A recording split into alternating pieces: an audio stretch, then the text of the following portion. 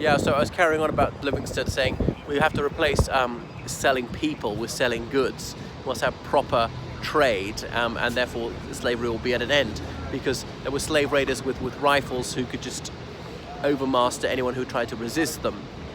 Most people from the eastern coast of Africa, Muslims were almost without exception who said this is entirely acceptable for us to enslave kafir, as in the infidel. And indeed the Afrikaners, the Dutch people in South Africa, they picked up this word and used it as an opprobrious word for a black person.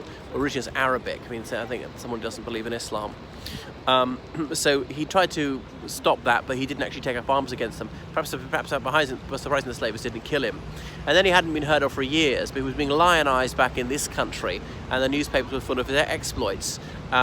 So this country very much believed in muscular Christianity at the time, that people were right to spread the light of the gospel as they saw it, and so they thought that he really was a hero for bringing the good news to people who were living in ignorance of it in other parts of the world. I mean, what if someone was here to spread another religion here? Wouldn't have been too popular, though there were a few Hindu missionaries.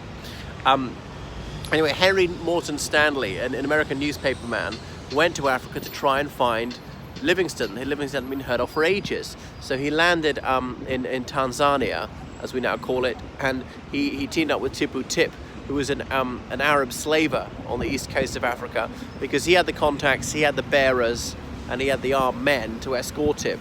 And therefore Morton Stanley was safe and killed many people on his way in. So finally he located in what's now called the Democratic Republic of Congo, and that was that. And because he'd been heard, oh yes, there's a white man several days march away, and there were virtually no white people so far from the coast of Africa. And as he approached him, Henry Morton Stanley uttered the immortal words, "Dr. Livingstone, I presume," and it was indeed Livingstone, who died not that long afterwards. And so his heart was cut out of his body. I'm not sure how they preserved it, but some of his faithful servants carried it back to the United Kingdom to bury it with great pomp in St. Paul's Cathedral.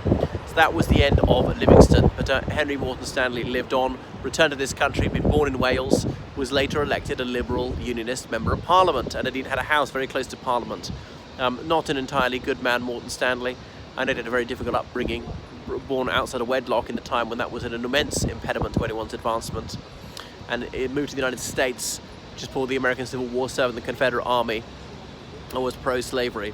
But that is Livingstone, someone who people don't learn about very much these days. But for decades, Scotland was very proud of him, such that he needed no introduction. You notice on the pedestal here that there's no more information about him.